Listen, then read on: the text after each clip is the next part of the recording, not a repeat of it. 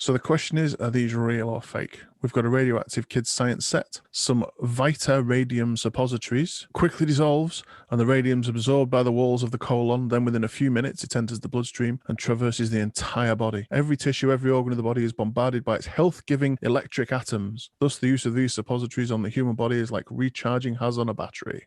Green glass that's green and glows in the dark because it's got uranium in it. A radium foot warmer, the necessity of every rural mail carrier. Keep your feet warm while you're riding your horse and cart round with the mail. Is that real or fake? These are radium underpants. I will let you decide what they were for. Are they real, though? Well, they're all real. Every single last one of them is real. The fact is that we just didn't know about how dangerous radiation was in the 1950s. Thankfully, the kids set is really expensive. Today, it would cost about $500. It was about $50 back in the 1950s. So it was very expensive. Normal people wouldn't really buy this for their kids. However, they were available and they came with deadly radioactive elements included, including polonium and uranium and various other nasty things that we now know are incredibly dangerous. Uranium glass, well, you can buy this on eBay. It's not that expensive. It's got a beautiful green colour, but it is beautiful. Not particularly radioactive, very slightly, but no more than maybe a granite countertop. If you have a granite countertop, then don't worry. They are very slightly radioactive, but nothing dangerous. So far as the other three things, yes, these are all real as well. You can tell, looking from the picture, that these adverts are very old. The fact that there's a horse-drawn carriage in one of them suggests how old these are. Now, we used to think back in the day that radioactivity was an amazing thing, that because it made things warm and it sometimes made things glow, that it was this health-giving material and it would help keep us healthy and give us a bit more energy and a bit of pep. However, it's kind of dangerous. So these sorts of things disappeared quite quickly. I'd imagine that they were quite dangerous. And that they did cause issues with people's health. However, we now know better.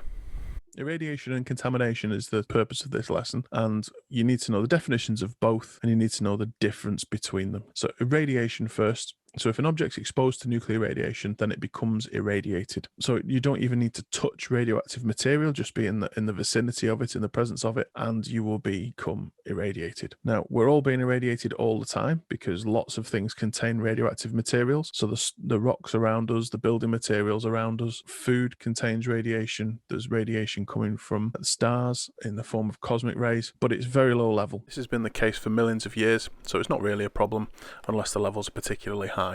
And these don't really occur too much unless you live in an area that's built on granite, such as Cornwall or the Lake District, in which case natural radiation can come out of the rocks and be harmful and get up to a level that is harmful. But for most people, it's not really an issue. This is known as background radiation.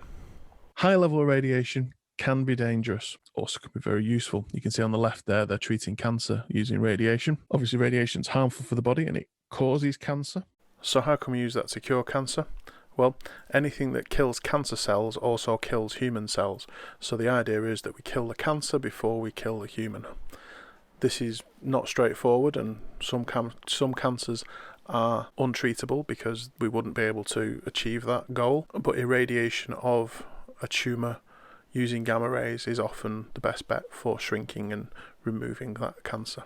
On the right is Marie Curie in her laboratory. She discovered radium and she discovered these amazing radioactive properties of various materials, won 2 Nobel Prizes, one in physics and one in chemistry for her work, and unfortunately also contracted cancer and died because of her work. So radiation, incredibly useful, but also incredibly dangerous. Irradiation, being exposed to nuclear radiation. If you're exposed to nuclear radiation, if you're irradiated, you don't become radioactive. You can be damaged by the radiation, or you could be affected by the radiation, but you won't become radioactive because of irradiation. One of the uses of irradiation is we use gamma rays to kill bacteria, mold, and insects on food, and also we use it for sterilizing things like scalpels and other medical equipment. It can affect the taste a little bit, but supermarkets like it because it lengthens the shelf life of the material. So this is tomatoes being sterilized using a gamma ray source. You can see the unsterilized tomatoes going in on the left and the sterilized tomatoes coming in out on the right.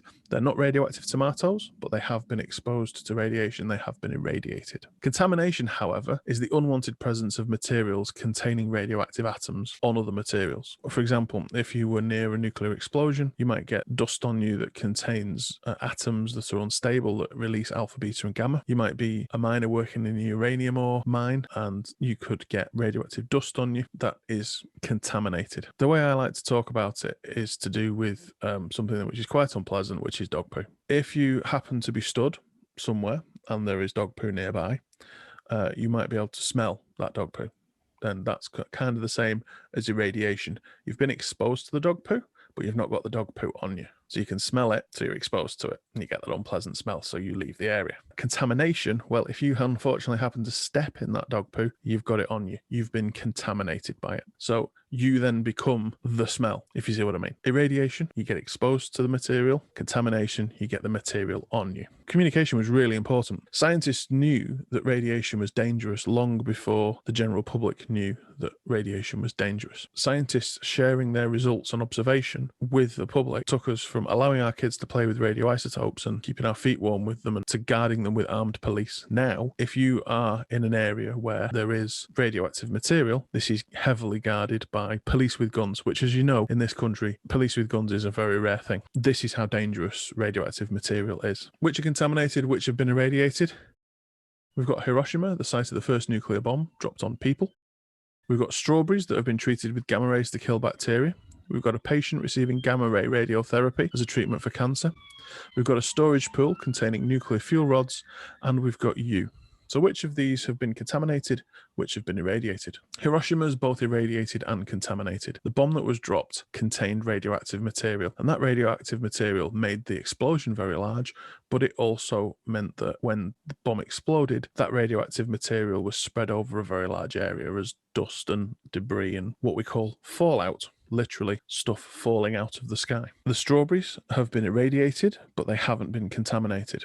Okay, so they've been exposed to radiation and they are safe to eat. They're not radioactive. The patient, again, irradiated. Patient's been exposed to radiation, which could damage their cells. However, the patient will not be radioactive. The nuclear fuel storage pool, definitely irradiated, but only contaminated if the fuel rods have been damaged. The fuel rods are in cases, and if those cases are damaged, contamination can leak into the pool. However, in general, the pool is not contaminated. It is irradiated. Divers actually go into the pool and inspect the rods and maintain the machinery in there because the water blocks most of the harmful radiation that's coming from them. And you're being irradiated by natural sources of radiation all the time and some man-made sources like the fallout from nuclear accidents and things. There's an excellent video by Veritasium about the most radioactive places on Earth. The link's in the description and on Shobi. I suggest you go and watch that. This video introduces the idea of the banana equivalent dose, which is a very interesting way of measuring radioactivity because bananas are radioactive. So we can measure your exposure as to how many bananas it would take to eat to get that level of radiation.